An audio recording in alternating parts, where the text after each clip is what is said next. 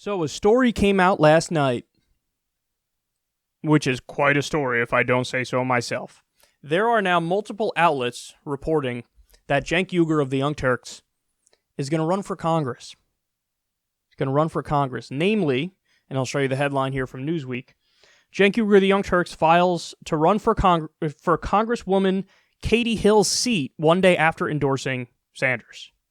So, the Katie Hill story is an interesting story, and in many ways like a really sad, heartbreaking story, is that she was kind of outed by right-wing trolls, is she was into some kinky sex stuff, and there were pictures of her, and they were trying to say, oh, she has a Nazi tattoo, but I'm pretty sure that tattoo has more than one meaning, and it's not. It was like an Iron Cross, which, I mean, sure, the Nazis use that, but also, I'm sure there's other uses for that, because I don't think Katie Hill's a Nazi. Call me crazy. But anyway, I digress.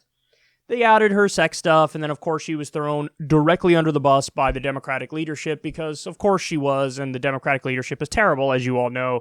Nancy Pelosi, Chuck Schumer, all of them.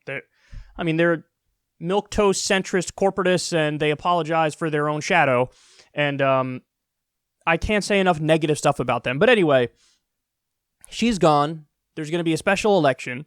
George Papadopoulos is thinking of running on the Republican side. This is interesting because it's a swing district. It's a swing district, okay? And Cenk Uygur took a look at this and said, maybe. And now the reports are he's decided, yes. Now, is it verified from him? Not yet, because he tweeted no comment. So, who knows? Will he talk about it today? Will he talk about it tomorrow? I don't know. We'll see. But this would be, in my opinion, awesome. Now, there's no such thing as like a super easy election to win. I guess if you're an incumbent and you're unopposed, that is incredibly easy. But he's not an incumbent, and he's not unopposed, and there are plenty of people running for this seat, including some establishment Democrats who the party will throw their weight behind. But I want you to stop for a second and reflect on what it would be like to have Cenk Uygur in Congress. Even if, and it's interesting because even people on the left who disagree with him, and make no mistake about it, he knows it, I know it. I have massive disagreements with him. Him and I went back and forth on Russiagate 1,000 times. And I could name like 7 other issues where him and I, could go back and forth for hours. But if he were in Congress, that's a game changer. Now, why? Why is that the case? This little thing called the Overton window. The Overton window is the spectrum of debate that's considered reasonable from the powers that be. It's the spectrum of debate that the media says, oh, this is as far left as you can go, and this is as far right as you can go. And Cenk Uygur in Congress would take that Overton window and drag it to the left. In many ways, even though he would be just a congressman and not a senator, he could set the national discourse and set the national dialogue. Because he could stake out that true left-wing position, and then, of course, he'd have AOC, Ilhan Omar, Rashida Tlaib, Ro Khanna, Pramila Jayapal, Mark Pocan. He can, plant that flag and give them the backup that they need and give them the reinforcement that they need. Because it ain't easy being an actual lefty in Washington, D.C. It's not easy at all. You're gaslit at every turn from the leadership of the party. People on the right despise you, except in rare instances where somebody like Ro Khanna can work together with some libertarian-leaning Republicans on war stuff, for example, and maybe drug war stuff. But it's a lonely place, man. And that's also why Bernie Sanders' career has been, particularly amazing, and he has so much integrity because all these years he never sold out. He never bent. He always stayed true to his principles, and he always fought for the policy positions that he believed in. He believed in no matter how much other people in D.C. told him you're crazy. But imagine having reinforcements there like Cenk Uygur, because he wouldn't bend on Medicare for all. He wouldn't bend on free college. He wouldn't bend on a living wage.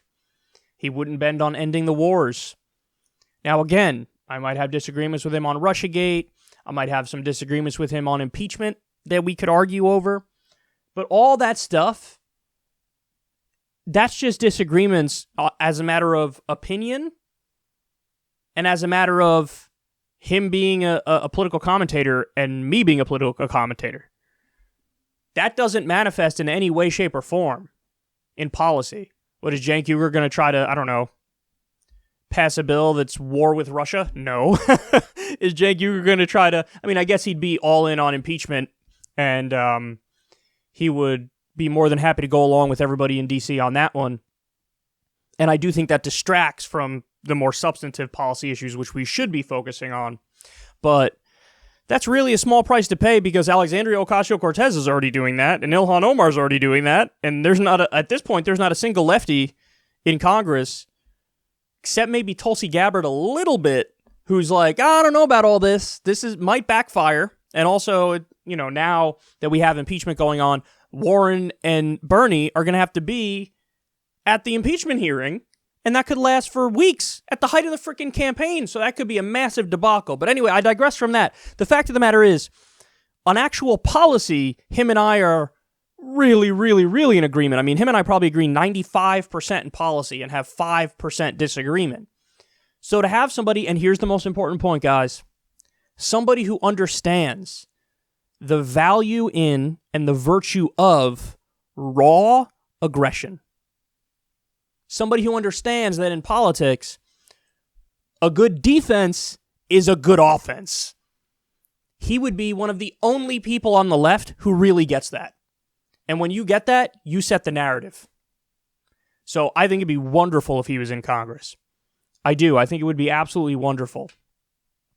And the only thing that we would have to look out for, and I mean this, man, I think the media is going to treat him just as bad or worse than they treat Trump.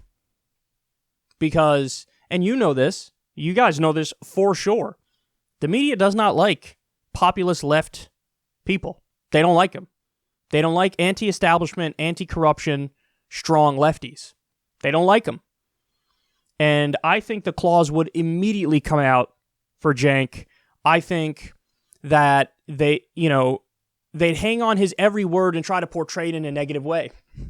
And I think they'll write to the old playbook of go to the old blogs that he wrote when he was in Miami and, oh my God, he said all these politically incorrect things. And the point that I would make to people on the left is don't fall for the head fakes. It won't make you more pure. It won't make you leftier than thou to, virtue signal and throw him under the bus for past comments.